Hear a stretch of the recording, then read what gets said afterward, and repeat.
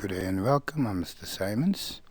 As first lesson, financial maths, we'll be revising grade 11 straight line depreciation for the grade 12s.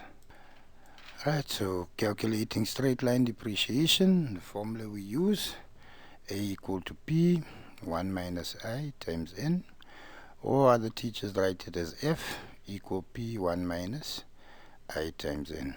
A stands for accrued value, or F for the future value, P represent present value, I is my interest rate, and N is my time period.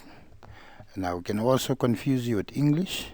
Instead of saying straight line depreciation, we can also say simple decay or constant percentage method, right?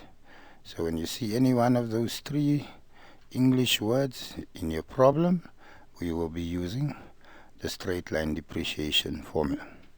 So here number one, right? Now, before I do number one, in exam generally we either will test can you find A, can you find I, or can you find N. So I'm going to do all three where you find A, I, and N. Those are your basic three problems for straight line depreciation.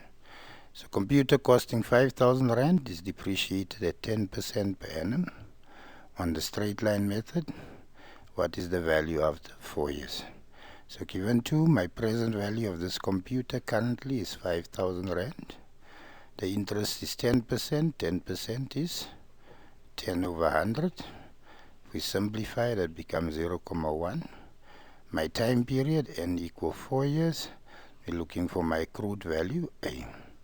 So my formula, A equal P 1 minus I times N, because they said straight line method. In place of P, substitute 5,000. In place of I substitute 0.1. In place of N, I put 4. 1 minus 0.4 gives me 0.6 times 5,000 and gives me 3,000. So after 4 years, my computer's value is only 3,000 Rand. So let's look at the second problem. Right, so for our second problem, printer costing 10,800 is depreciated using simple decay at 25% per annum. What's the value after 3 years? So present value, 10,800. 25% is 25 over 100, gives me 0.25. N equal 3 years, and again we want the accrued value. Simple decay means we're going to use the formula A equal P 1 minus I times N. So P there is 10,800 presently. I is 0.25 and N equal 3. 1 minus 0.75, so 0.25 of 10,800 would give me 2,700. Let's look at next problem. So same printer costing 10,800, depreciated using simple decay at 25% per annum. After how many years is it half its original value? So presently, when we bought it, it was 10,800. For it to be half its value, I'm going to say 10,800 divided by 2, which gives me 5,900. My interest is still 25 over 100, 0.25. But now I'm looking for N after how many years? Alright, so again, because we're using simple decay, A equal P 1 minus I times N. A now is 5,900. P gives me 10,800. I 0.25. And N is what I'm looking for. So 5,900 divided by 10,008 times that. To get rid of multiplication, I use division. So 5,900 divided by 10,008 leaves behind 1 minus 0.25 times N. It's just written as 0.25 N. Right, so that simplifies to 0.5. Go 1 minus 0.25 N. Take negative 0.25 across, it becomes positive 0.25.